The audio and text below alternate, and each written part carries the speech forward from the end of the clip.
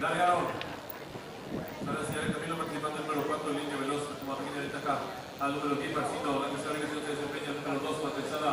Cuarto nacional por fuera, número 1, Defensa de Luz. Sus competidores comienzan a enfrentar el codo de la número 10, Marcino. Por el medio cuerpo de ventaja son la número 9, Defensa de Luz. La tercera ubicación se desempeña el 4, línea veloz. Cuarto nacional la número 2, Matezada. La quinta ubicación el número 8, Poder Supremo. Los competidores que están en mitad de codo de la número 9, Defensa de Luz. Todo medio cuerpo de ventaja número 10, Marcino. La tercera ubicación se desempeña el 2, Matezada. Y los competidores de la octava y última carrera hace el ingreso de la recta final. Último 400 metros finales del número 9, Defensa de Luz. Corre con 2 por medio de ventaja sobre el número 10, Marcino. En la tercera ubicación se desempeña el participante número 2, Matezada. Después de los últimos 250 metros finales del número 9, Defensa de Luz. Retirando por medio de ventaja sobre el número 2, Matezada. En la tercera ubicación se desempeña el número 10, Marcino. Después de los últimos 250 metros finales del número 9, Defensa de Luz. Por medio de ventaja sobre el número 2, Matezada. Con la tercera ubicación se desempeña el número 10, Marcino.